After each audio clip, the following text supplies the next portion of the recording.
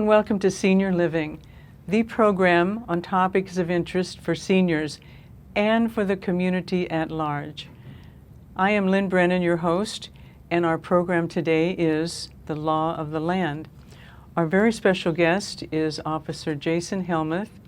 He's Continuing Education and Community Services Officer for the Lincoln Police Department with 24 years of service. Welcome, Officer Hellmuth. Thank you, Lynn. I appreciate it. Glad that you're here. In our discussion today of law enforcement, it is helpful to look at some history. In the mid-1800s, three things: the Industrial Revolution, the creation of large cities, and the abolishment of slavery set the stage, made it necessary for the creation of formal police departments in America. They were fashioned after the London Metropolitan Police for crime prevention by patrol, based on a military framework and with local authority. Does that fit the model, officer? Well, in the beginning, yes, very much so. That is still very similar to what it is today. Our main goal is always community crime prevention by patrol.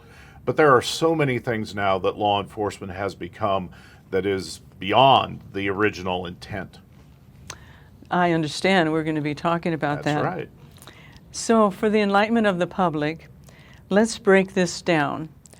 So we'd like to differentiate between the different arms of the law: sheriff, police, state patrol, and many others. Yes, very much so. Let's begin with the Sheriff's Department. What is their jurisdiction, or what do they do? Sure. The Sheriff's Department is a county law enforcement agency.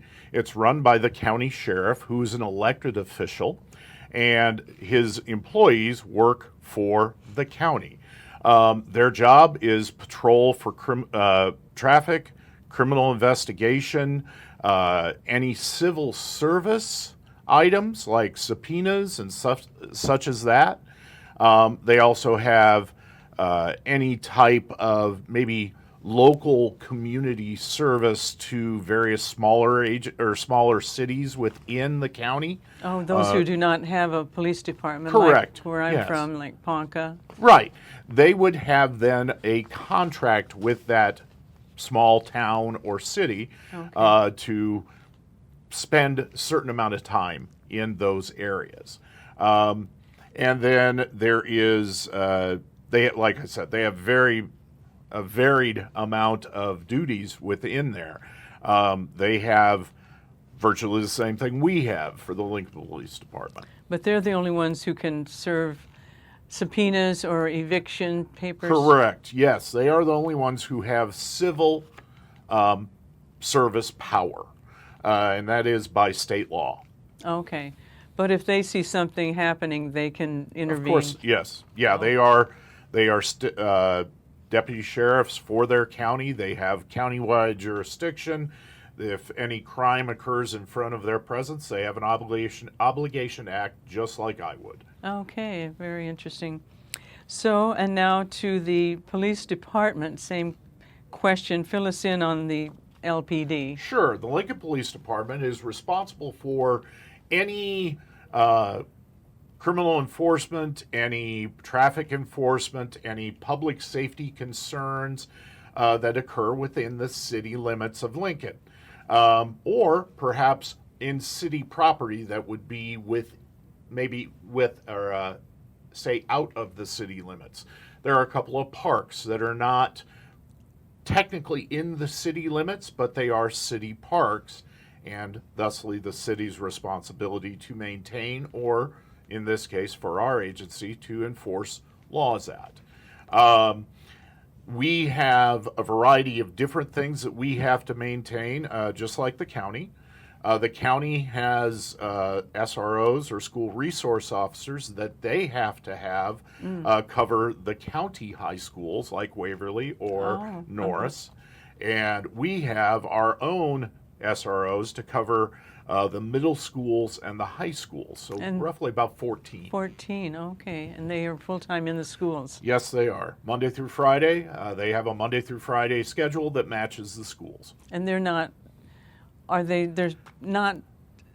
police officers per se. Oh no, they are. They're Oh. They're fully commissioned police officers that are employed by the city police department, and they are just their assignment is their respective school. Oh, okay. So some of the duties of the police, accidents or Yeah, we have accident investigation, basic criminal investigation, or even more intense criminal investigation.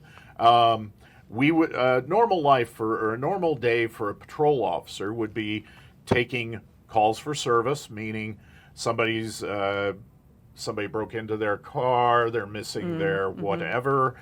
So basically, call for service taking. We do a lot of often mediating disputes and problems and disturbances. So you may do that. Oftentimes, you may have something that is a more severe crime.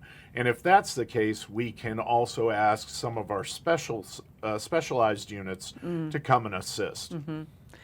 and welfare checks. We get those not as much now, but we still, welfare check is a common call for service for us. And basically, it's to check on the well-being of a person who might have been observed by another person to be having a problem. And traffic. Traffic is a daily thing that all officers are responsible for. If you're in patrol duty, you should be doing your call take, answering your calls for service, but in the time between those calls for service, you should be doing traffic enforcement as much as possible. And parking, not all the time, but some of the time. Parking is, any parking violation is often managed by our public service officers, our PSOs. And they are responsible. There's one for each geographical team, and they're responsible Monday through Friday for a large portion of the parking calls. But calls then can be assigned to street officers on weekends, or if the call itself is more pressing, or perhaps somebody has somebody parked blocking their drive and they need out, that often will get assigned to a street officer if there is no public service officer available. And so alarms, that's a big one. That one is a big one. False alarms. Mostly false. This is good. Not for the people that are having them, obviously. But we have a lot of alarm calls that we go to. Often those can be anything from a business alarm to a panic alarm. Mm-hmm. And you do community education. That's Yes, that's mine. Yeah. Community education is a big part of the Lincoln Police Department. We have a neighborhood watch as a program here within the city. I head that up. And we also have numerous, we're starting, coming up here in this month, we're going to be doing neighborhood or community roundtables, and we'll be having the chief will actually be conducting a lot of these. So we'll be able to have a lot of question and answer, some briefings on what's going on new at the police department and stuff like that. And is that held in community centers, or how does that Well, work? I think right now we're going to start with Zoom, and that way everybody can have a chance to see it as much as possible. Interesting. And if we do, we will probably try to take it to various different parts of the city, but it's easier right now for us to use Zoom. I guess COVID was good for something. So, the public will be notified of this? Yes. There will be briefings and press releases when these are coming out. Oh, yes. Good. That's interesting. Well, keeps you busy. It does. If there isn't one, a lot of the neighborhood and public education that I do could be to a neighborhood watch group, or it could be just to various other groups that want to learn more about what police do. I just came back from a 3-day recruiting trip to Chadron State College. So that kind of falls a little bit. We have our own recruiting officer, but we need to spread the wealth a little bit occasionally.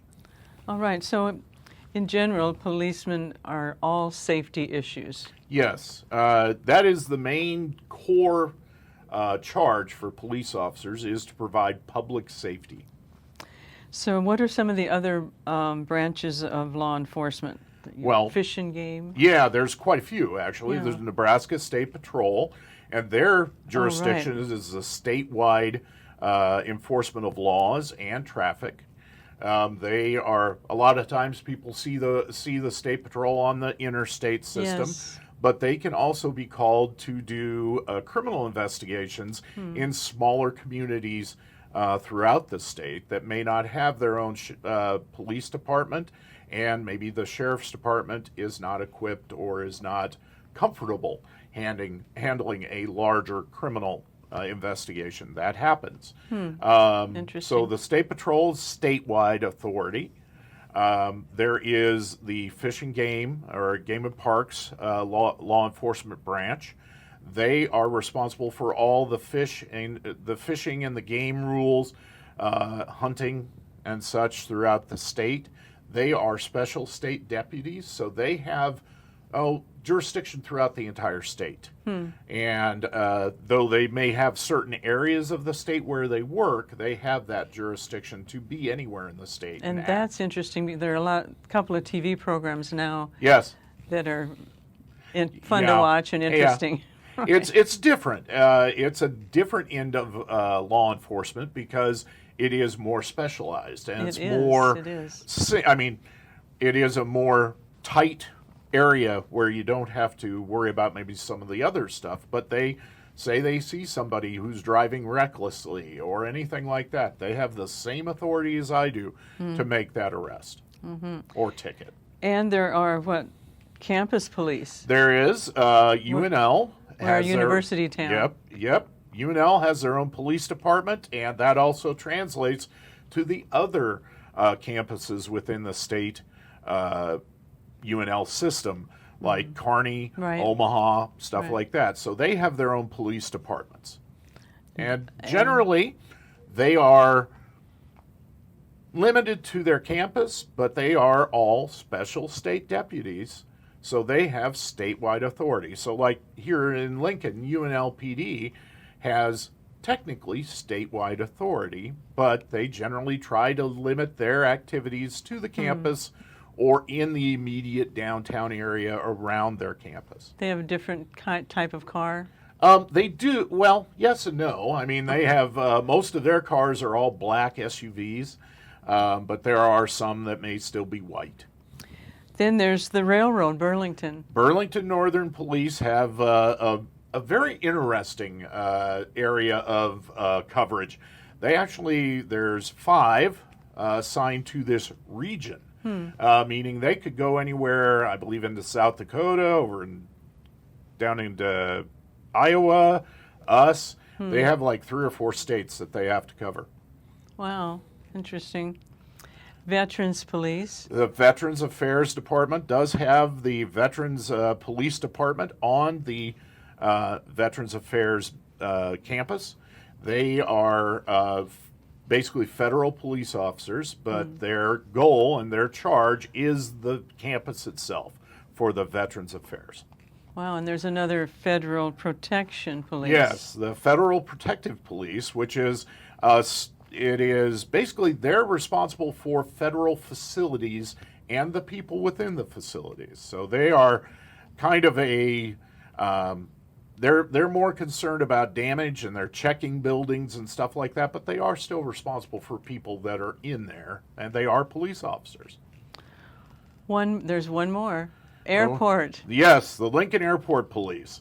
And they are actually employed and commissioned as law enforcement officers for the Airport Authority. The Airport Authority, being a political entity, can choose to have their own police department, but it is limited to the airport proper and the airport property. Anywhere over in, I believe it would be east of Northwest 48th into what we call Air Park is kind of their owned property by the airport, and then of course the airport itself and the runways and such on it. So each city has an option of whether to have separate airport police. They do. Most, especially smaller cities, may have some of their own law enforcement agencies doing the police services for such a place. But at least here in Lincoln and in Omaha, they have a separate police department for that. That's great. This is so much helpful information. There's a lot. And here, this is police in general, but today here we are talking about the Lincoln Police Department, Lincoln, Nebraska. Correct. So let's talk about the K-9 program, my favorite. Well, what do you want to know? Everyone is interested in them, and what are they, and what do they do? Let's talk about what they are. They're from Belgium. Well, we actually get our dogs from a variety of locations, but generally our breed type is a Belgian Malinois German Shepherd mix for most of them. And the reason is that we have done that is it's a very popular patrol animal at this point in time, and it's one that seems to have a very high drive to do things. And they're very intelligent, and they're very responsive to their respective trainers. I did look some things up. They're friendly, alert, hardworking, active, confident, protective, watchful. They're up to like 66 pounds. Sometimes a little bigger. Depends on, especially if they're mixed with a German Shepherd, they may be just a hair over 60. And maybe 2 feet tall. Yeah. They can run 30 miles an hour. They're very fast. Wow. Trust me. I believe you brought us some photos. Yes, and, yes, I did. These are, and not only are they all of what we just mentioned, but these dogs are beautiful, wonderful. They are very beautiful, and they're very single-minded. We try to keep them very much so focused on the job. Many times in the past, there were the idea behind police animals, police dogs, was to make them part of your family. Well, these are very focused on the job itself. So they often recognize us in uniform. They're able to distinguish officers in uniform versus maybe somebody who isn't. Right. And that makes it a little bit better for us. So you don't get attacked. Well, you hope so, See, well, there are, 5 in Lincoln? We have 5 in Lincoln. 4 of them are multi-use dogs, meaning they basically serve multiple purposes. 4 of them are narcotics trained to search for drugs. They also are handler protection. So if for some reason the handler is being hurt or attacked, they have a belt button on their belt that they can release the back door of their squad car to allow the animal out to help them. Wow. Then they also are meant for tracking. They can do a variety of different tracking, which would either be scent track, air track, stuff like that. Yes, probably people don't realize that. Explain about scent tracking. Well, there's scent tracking when a person runs through the field. Not only can you say it's early morning, you can see that they've had footprints. Well, that's disturbance tracking for the dog. The dog can tell the difference between a clean area, so to speak, that doesn't have a footprint, and versus, there's been a disturbance here, and they can follow that disturbance. And then scent tracking, just like in TV where they wave a piece of clothing underneath somebody's, follow that scent. Well, that isn't so much what our dogs do. They actually smell the sweat, the different odors that humans emit when you're running. You're sweating, you're very concerned, for lack of better. Right. And so you're emitting a lot of human scent, and they are able to recognize that and follow that. That's great. Through the air sometimes. Yeah. You'll see the dog stop and stick their head in the air and kind of sniff the air. What they're doing is air scenting. And one dog is for bomb. Yes, we have one that is responsible for bomb detection or gunpowder detection. He is trained to recognize the scents of various different explosives like C4, other gunpowder-based explosives, TNT, things like that. And he also can track, do the track and handler protection. And they stay with their handler. They do. The canines get a take-home car from our agency, take-home usually SUV, and because they need to respond at any given point in time. If they're off and we need a canine and nobody's available, well, somebody's going to be coming in. We'll call whoever is not, who's ever free. And they will have to maybe respond in the middle of the night or on their day off or something like that. They also get to keep their dog at home with them. The city will pay for a kennel, pay for a fence, and usually to make sure that and food and medical care for the animal as well. And then how long does the dog typically work? How many years or? It kind of depends on the dog, but generally we seem to see anywhere from about 8 years on average, sometimes 9, sometimes 10, and then perhaps an injury might cut their service short.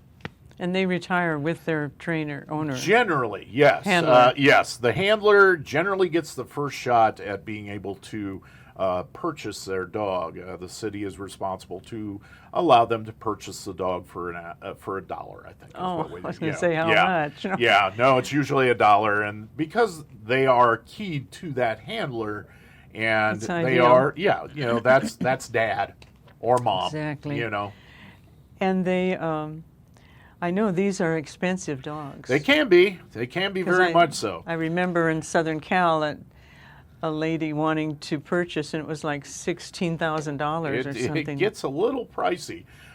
We actually have a donation fund. That's what I mean, we have a donation fund that pays for a lot of the purchase of dogs.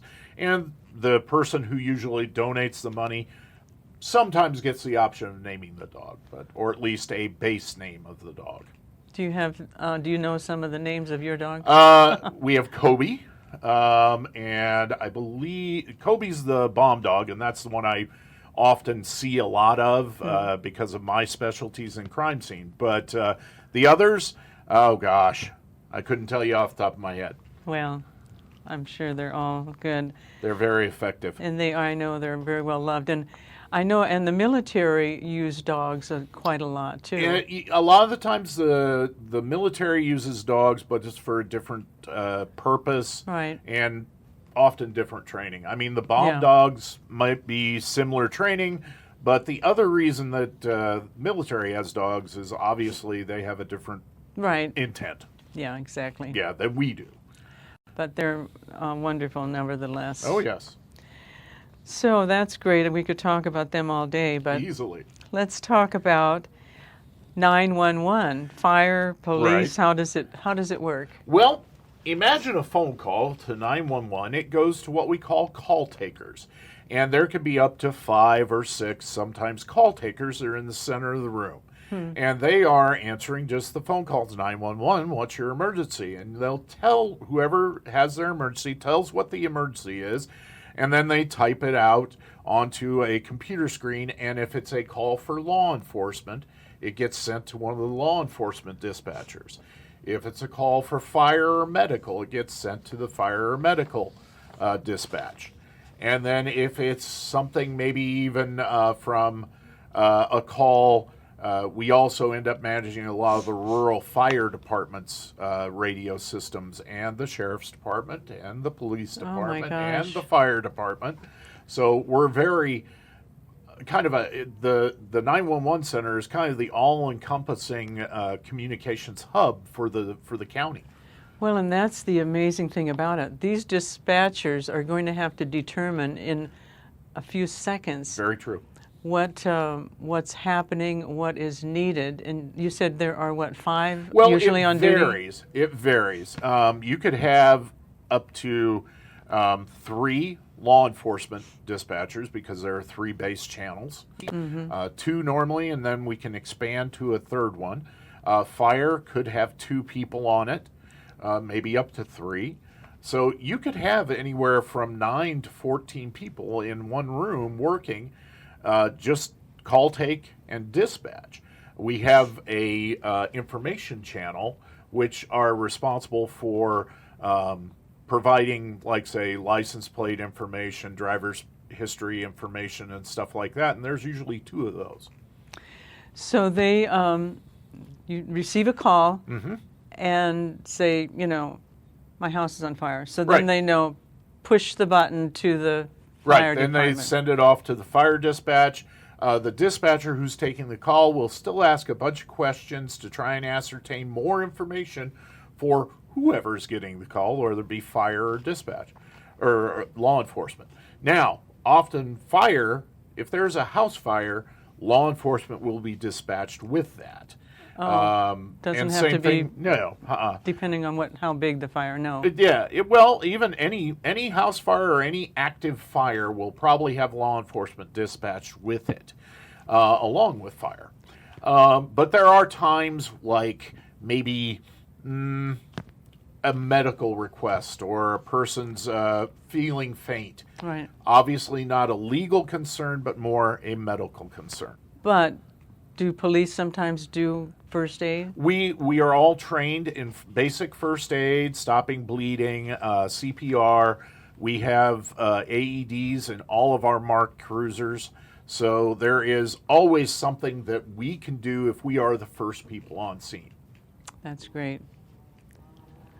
Okay, so this has all been such great information, and these men and women in the police, they risk their lives every day of the week, and so we are so grateful for them, and we thank you for your 24 years of service. Yes, thank you. That's been It's been fast.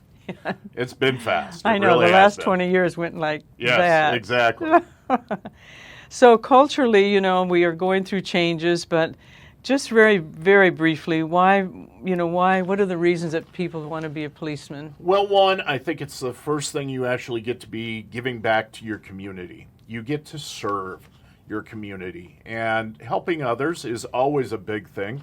I got into the job not because of what some other people would think, family draw or anything like that. I simply wanted to help people, and this was the most direct route I could do it.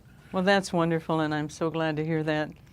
This has all been a great information, a great program. We thank you for your contribution. Thank you. And thank you for watching Senior Living. Join us again next time for another important topic of interest.